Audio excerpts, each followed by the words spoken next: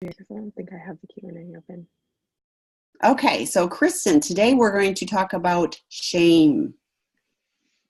Hi, my name is Kristin. I'm a licensed marriage and family therapist with the state of California. This is a webinar, so it's not a therapy, but it is basically a space where we can kind of educate on and explore the topic of how to relate to other human beings, right? So how do we form romantic relationships? How do we communicate with our loved ones? How do we disagree with them? And more importantly, probably many of you want to know, how do you kind of vet and assess the people in your life for safety and repair potential ruptures in trust and love? So these are all kind of subjects that I've talked about in previous webinars.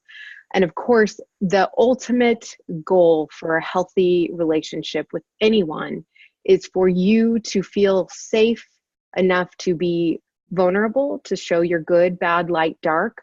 Of course, that's always with boundaries, and I have other webinars that cover that.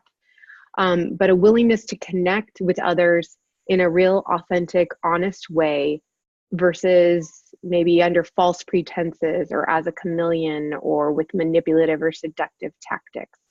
So, but of course, before we can kind of cover or practice healthy relationships, we need to become masters in knowing what gets in the way of our connection with others, what is always going to be an obstacle to vulnerable, authentic, healthy connection with others. And that is why today we're going to talk about shame. So in a really quick soundbite from Brene Brown, and I'm going to be sharing a couple of her books, and they'll be in some of the links. This is one of her very original ones. It's her old school one. Shame is the intensely painful feeling within us, or an experience of believing that we are flawed, and so flawed that we are therefore unworthy of acceptance and connection with others and belonging. Basically, you have to understand that we are neurobiologically made to connect with everyone. So that means lots of feel-good hormones come out that say, yeah, this feels good when you're in a deep talk with someone, sex, hugging, when you achieve great things and you're excited to share them with friends and family. That's all saying, yeah, connection is great. We need people in our life. And then conversely, we feel deep, uncomfortable, horrible feelings when we're in a state of disconnection, when we've been caught in a lie, when we're in an argument with someone, when someone leaves this earth and passes away. That is deep suffering from feeling like we are in disconnection. As long as we have that neurobiological drive to connect with others, and as long as we're driven for love and connection with others, the threat of disconnection, which is shame, will always be a part of our life. Dan Siegel explained that he thinks that shame is kind of this maladaptive, kind of messed up way that our brains have made us believe that we have some sort of control over whether or not we get to control somebody or connect with somebody else. So let me explain that. So let's say children, they're born kind of egocentric. Everything they think happens because them, for them, around them. And their brain slowly expands to understand bigger and greater concepts outside of them as they grow. Shame, he kind of argues, is this idea that, when mom doesn't pick me up on time, when dad doesn't show up for my birthday party, when even mom and dad are fighting with each other, the way that I kind of survive that stress is to go, oh, well, maybe if I was a better kid, they'd show up on time. Maybe if I was more noticeable and got their attention or got straight A's, then he wouldn't miss my birthday party. Or maybe if I'm really, really good and I clean up my room, then they won't fight anymore and they won't get divorced. It's kind of this I thought that was a really interesting way of understanding how kind of deeply woven shame is in our neuroscience, because I want you to understand that shame is extremely subconscious. I mean, the story I always tell is shame, and this whole Brene Brown stuff was part of my treatment curriculum for months and months and months. And I would give it to clients, I would explain it, and I could totally connect with it in a rational, cerebral kind of way. But it was months of listening to it before I started realizing that shame affects all facets of my life. And I do agree that I think it affects, as long as you want to connect with people, there's always going to be this fear that you're not enough and you may be disconnected because of it. And it will muddy the waters. It messes up and destroys our mental health and our relationships. Shame is kind of this silent enemy that we don't even know we're fighting against. And it's just kind of out there, stealing our joy and our potential. So one of my greatest efforts in life is to help people develop a language and an understanding for knowing how shame is present in their life. Because there's other emotions that kind of get tied in and mixed in with shame, and that needs to be broken apart. So I'm going to talk about that in just a moment. But as long as that we have to make it a part of our everyday conversation, because you can't discuss love, relationships, addiction, any of our life struggles without understanding how shame plays a role in all of that. So again, some of the books, if what I'm saying to you is interesting, I'm just going to take a little bit of a moment to say that these are some of Brene Brown's books that she's so very famous for. She's an Oprah disciple. But anyway, but basically, this is a really quick synopsis of what is shame and what is it not, because again, it can get confusing.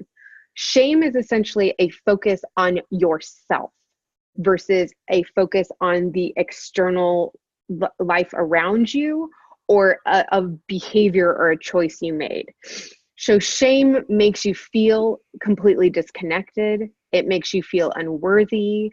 It's not something that you want to share with anybody because of those reasons.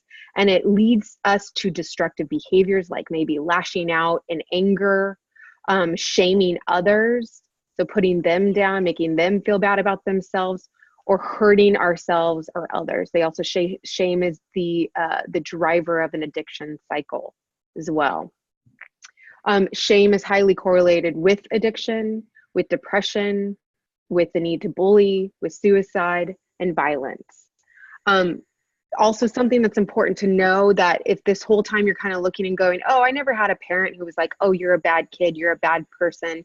I want you to understand that shame is all around us. Everyone has to deal with it, but you can be deeply affected by shame triggers, shaming concepts, having never had it directly pointed at you. So I think, body image. I never had a parent that was like, Kristin, you're fat, or hey, being beautiful is really important. But I definitely watched my mom stand in front of a mirror and criticize her appearance, and she was 5'2" and probably 100 pounds. The point is, there was nothing to criticize. She was a beauty queen. But I watched that and I was like, wow, if that's, shameworthy, then what am I? Conversely, productivity, I have this need constant. If I'm not producing something, if I'm not achieving, then I'm kind of worthless. What am I? And I never had anyone point the finger and say that to me, but I watched other people judge people who would produce, and I'd watch people get gold stars and awards and say, oh, I want that. And then conversely, people kind of get made fun of for getting bad grades, or for be called losers, or things like that. So I'm trying to let you know that it's not always about what someone's saying to you, at you specifically. You're observing these things and absorbing these kind of core beliefs and shame messages. So there's a couple emotions that Brene Brown says get intertwined with shame and confused with them. That's guilt, humiliation, and embarrassment. We're going to talk about that.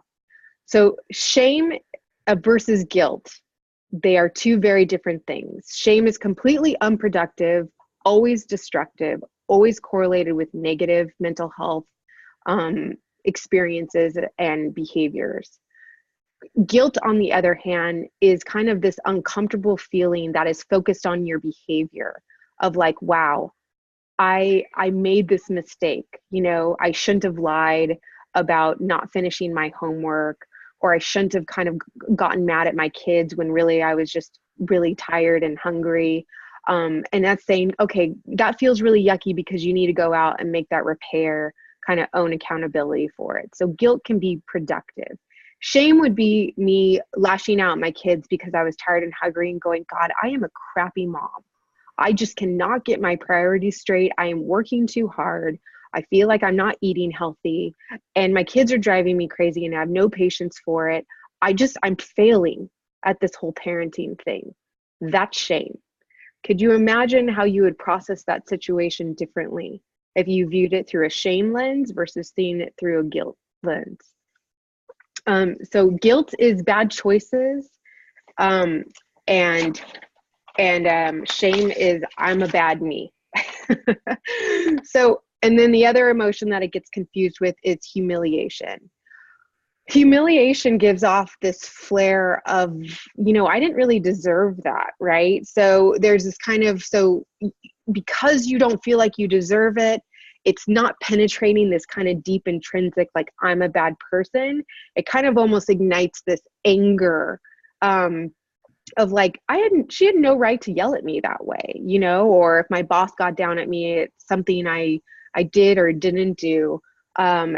And it'd say, you know what, I tried my hardest to get that project done. I did my best. I had never done anything like that before. I can't even believe that he said all that stuff about me in front of the group of people. Like that was just a poor management decision, right? So the way that Brene Brown says it is if someone is humiliated, they're going to feel comfortable with sharing it with someone and processing it with someone because they didn't feel like they deserved it. And they kind of wanted to process through the injustice. Whereas shame, it's so deep and dark in you that, oh my God, if I shared this story of how embarrassing it was, that my boss basically told me that I was this worthless employee that screws up all the time, I ain't going to want to share that with another person. That doesn't feel good. And so I'm going to keep it in this back dark, languageless part of my brain and feel terrible about it all day and then go home and yell at my children. Yeah. So, and then shame also gets confused with embarrassment. Shame is not embarrassment. Embarrassment is this kind of fleeting emotion that will come and go. The biggest point is that often when you're embarrassed, you also feel comfortable with sharing the story. Sometimes it's even funny because when it happens, you realize it's relatable. I have this memory of just kind of falling flat on my face in front of a bunch of people. And because I felt very comfortable, like I didn't intrinsically think I'm a horrible person because I tripped and ate it in front of a ton of people, I felt comfortable with just laughing about it and all of us laughing about it because it was like, hey, look what I just did.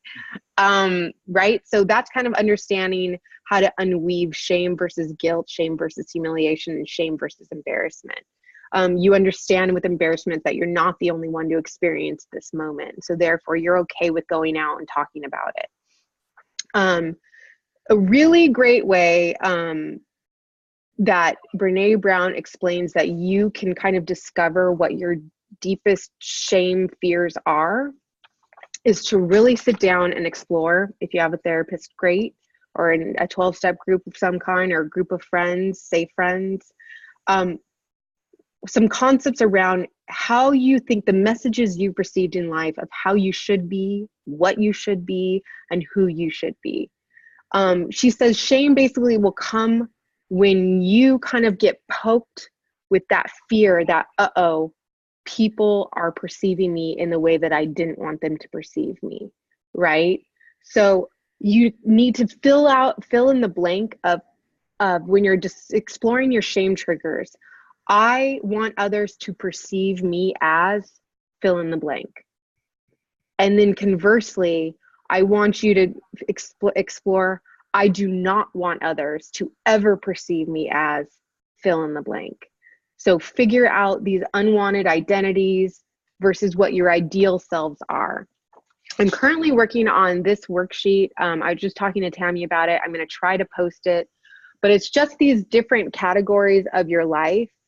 And it's a really nice kind of cerebral way of exploring, like, what are these concepts that you have around how you're supposed to look, your professional life, your family life, being a parent, your religion, following rules or not following rules, creativity, all these elements of life where we can experience deep shame, And I want you to understand, in order for us to get out of that shame hole, we've got to become masters of it.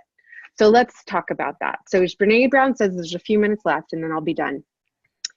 There is no cure for shame, because again, as long as we have that drive to be loved, to be in connection with others, we will always have that fear that we're not enough in the back of our head. So it will always be there. So just know that. But the key to getting out of it is what we call shame resilience, right? So a resiliency from the shame that might come over us. And the key steps for that are that you must obviously be able to recognize when it's happening. So your face gets red, your heart rate goes up, you get sweaty, you feel this deep churning. I know one of my big signs is I get spinning thoughts that I can't even like put together. All I know is that I think all these things, I feel really angry is usually my response to shame. I feel really shut down. It starts bleeding into every other aspect of my life. So I know that it's time to stop, pause, and figure out what happened, that, what was said to me, what I did to make me feel in shame. The important part is you cannot blame, you cannot, blame off the shame. You cannot numb out the shame. You cannot dull it. We try to, but because it's extremely uncomfortable. But that is the key, is that you have to stay present with it, get curious about it, and explore it. The other part of recognizing it is to become a master of what your shame issues are. I can list right now that I become the deepest in shame when I feel like there's anyone picking up the perception that I may be incompetent, if I'm a bad therapist, if I'm flaky, if I'm emotionally unstable, if I'm a bad parent, if I, am not a healthy, attractive appearing person. Those are all my shame triggers. They're going to be different for everybody else. So it's important that you do your individual work to figure that out. The second step after you recognize it is to move through the shame in a constructive versus destructive manner. And you can do that by what she calls a critical awareness of the shame. So like I said, with that exercise that I just showed you, that's a work to understand where that shame came from personally, like what kind of messages you heard in your life to make you believe that, from your family structure or just your immediate environment around you, and societally, right? So I live in Southern California. I went to USC. I was just surrounded by people who look like they just kind of woke up out of bed looking beautiful and amazing. And so I can kind of understand that societally and familially and personally, I just have these messages that have put a very high, strong emphasis and priority on beauty equals, I don't know, fill in the blank, winning, better, important, loved, connected. That's what beauty meant to me. And now that I can kind of verbalize and understand that, it's a reality check for me. I can run it through a healthier vetting system when I feel shame around it. I can understand why it exists in me, how it works in me. And then I can just process it more easily. Steps 3 and 4 are the very important final steps, which are the urge when you are in shame. Ironically, when you feel like you're not worthy for connection, is to, of course, pull back, isolate, maybe throw the shame at somebody else through, reshaming them back, or getting angry at somebody else, blaming someone else for your own shame. But the key is to do the opposite, which is reach out, do not isolate, do not hide it, speak out the shame, normalize it. And usually it's when you're in that connection with another person, because we all have shame, we all experience it. They're going to often say, oh yeah, me too. Maybe not in the exact same capacity, but it's like, yeah, while I'm getting older, I find myself really struggling with, my looks going or gaining weight. Oh, okay. So I'm not the only one. And yeah, and I know you, and you seem like a great person, and I don't judge you for it. So why the heck do I put myself through such a judgmental filter of I'm good and bad based on this really arbitrary measurement of worth? It's really arbitrary. So when she says this, and I like the way that it's put, when you own your story of your struggle, of your shame, you get to write the ending. You get to be the owner of the ending. However, if you don't own it, if you isolate from others, if you hide the story, if you are a chameleon to the story and you just deny its existence, then the story owns you. And then you can kind of keep wearing that victim crown, where things just keep happening at you, to you. And so that's just kind of the synopsis for shame. I'm going to be continuing in other series talking about the kind of counter measure to shame, which is authenticity and vulnerability. And we'll continue to explore that subject matter. But any questions or comments along the line? Well, I want to tap in, and if you have questions for Kristin on this topic or any others, please feel free to add them to the Q&A. But so much great stuff. I was thinking about, in particular, all the subconscious messages, like you were talking about, as a child, that even if it's not said or articulated, it was demonstrated, that beauty is, or, if a parent is focused on something. For me, it was grades. It's like, if I got an A-, it was like, why didn't you get an A? What's wrong with you was the message to me of that. So I really appreciated the discussion between what is shame versus guilt, humiliation, and embarrassment. And was even thinking, kind of when you were wrapping up, is like, if I'm verbalizing it and talking about it, I could take something that is feeling shameful, and if I'm talking to you, Kristin, and I go, oh, blah, blah, blah, blah, if I'm willing to take that risk, then it might turn into guilt, which I can get rid of, because then it's like, okay, that behavior wasn't my best one. I have struggled so much with, putting myself as good or bad. And I've worked really hard for myself as that wasn't your best choice. That wasn't, your best moment. That wasn't my best parenting moment, whatever.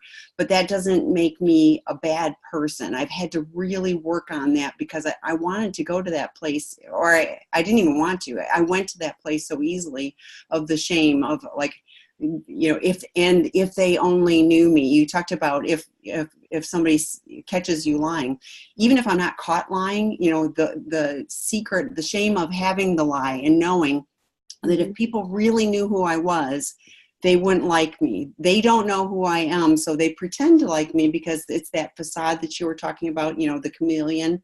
This is the person I'm being for you, but you don't really know me. So therefore, the shameful person that I am still knows that I'm not worthy. So I really, the embarrassment, oh my gosh, so many funny stories about that. But, like learning to laugh at myself and just being okay with, I am so not perfect, and that's just okay. And no one is.